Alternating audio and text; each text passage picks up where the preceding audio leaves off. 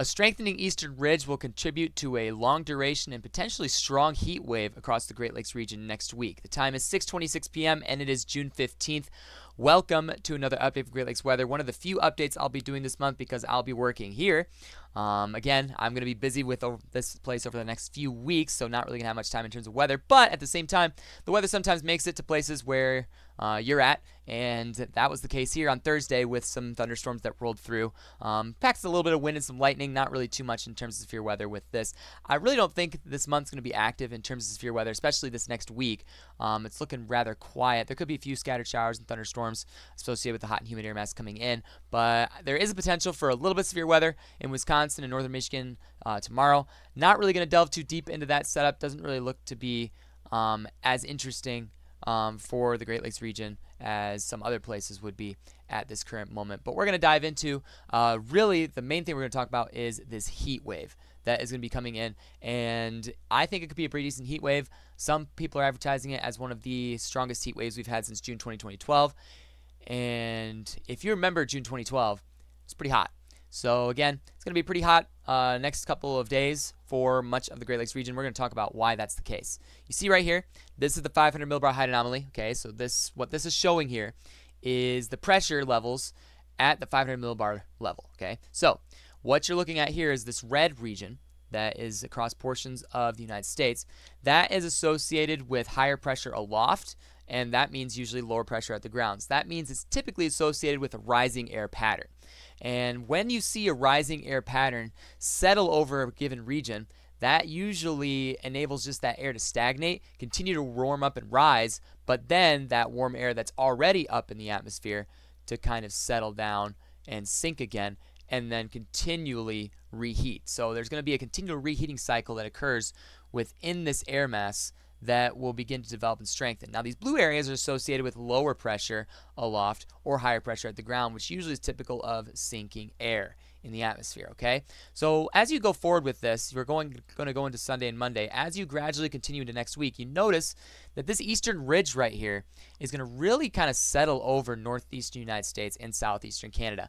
And what that's going to contribute to is just, again, like I mentioned, that cycle of stagnated air that will just heat, rise, and then the air that's already up there is going to be pushed back down, heated again, and that cycle continues, okay? So as that happens and that ridge strengthens, you're going to start to see some hot temperatures start to really appear across this region, hot and humid conditions, okay? You're going to have that push of moisture that also is associated with this eastern ridge, so it's going to be hot, humid, not really fun to be outside working in with this setup. Now, the chance for scattered showers and thunderstorms will occur across much of the Great Lakes region during this heat wave.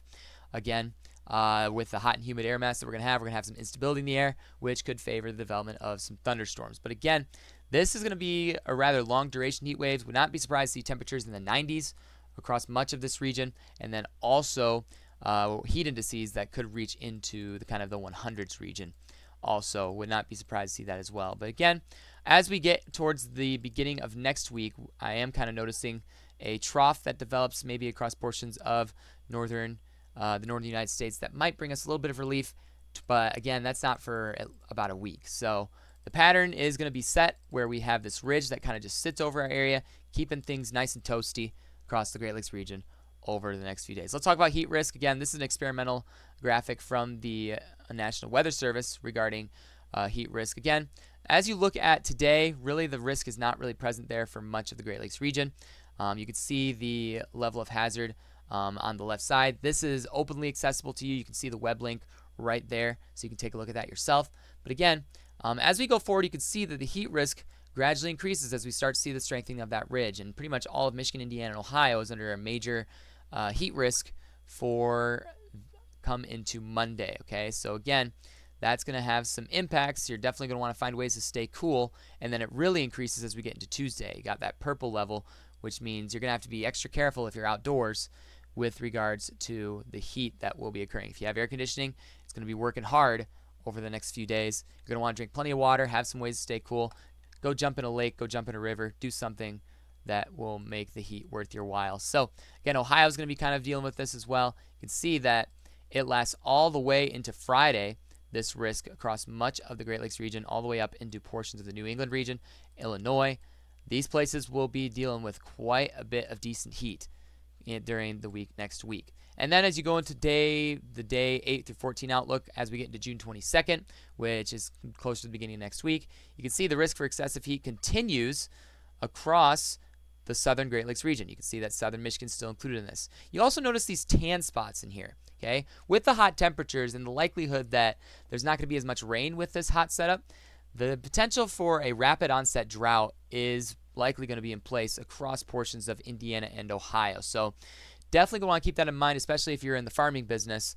Rapid onset drought looks to be a good probability as we see this pattern evolve. Again, there will be isolated incidents of showers and thunderstorms. Again, it's a hot, humid air mass, going to be unstable. If you get an area where there's just a little bit of lift, it could generate a storm that could just dump a little bit of rain in some spots. So again, that's just something to keep in mind. But at the same time, the potential for that drought pattern is in place across much of the Great Lakes region over the next several days. So let's take a look at the temperatures, or what is the forecasted temperature based on the Euro model here.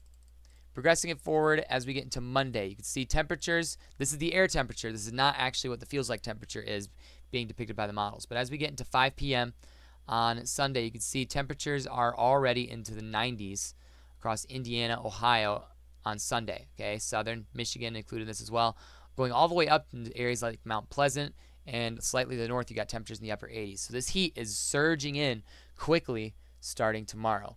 Progress it forward, you can see that overnight, it's really not going to be too much of a change. You have temperatures that are in the mid to upper 70s in the Great Lakes region overnight on Sunday night. And then as we get into Monday, you see temperatures get even hotter. Temperatures go up to the mid 90s across pretty much all of the lower peninsula of Michigan, Indiana, and Ohio. So very hot conditions. And again, low temperatures won't get really below 75 across much of the region. That pattern is going to kind of continue for several days. So pretty significant heating trend looking to be in place across the Great Lakes region. You can tell that. So progressing it forward, you can see, wow, Thursday is being depicted as a pretty hot day across much of the Great Lakes region. You can see temperatures getting close to 100.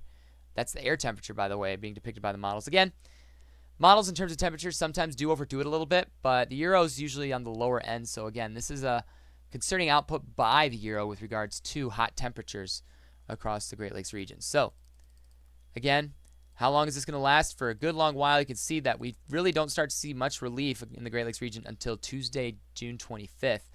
But as we you can see the 24th, there looks to be the possibility of a coming cold front, likely associated with that trough I showed you in the previous visual that was there.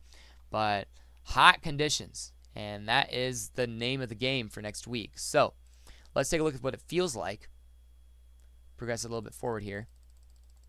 So it feels like temperatures, again, really start to go up as we get into Monday. You can see temperatures feel like they are in the upper 90s across all of the Great Lakes region. Places that might see some convection may be a little bit cooler, but again, convection chances overall will be scattered in nature. You can see that some areas are cooling down here rather quickly across portions of Michigan, likely associated again with the possibility of some developing convection. Again, your instability is going to sit on the hottest portion of the day, the heat of the day around 5 p.m.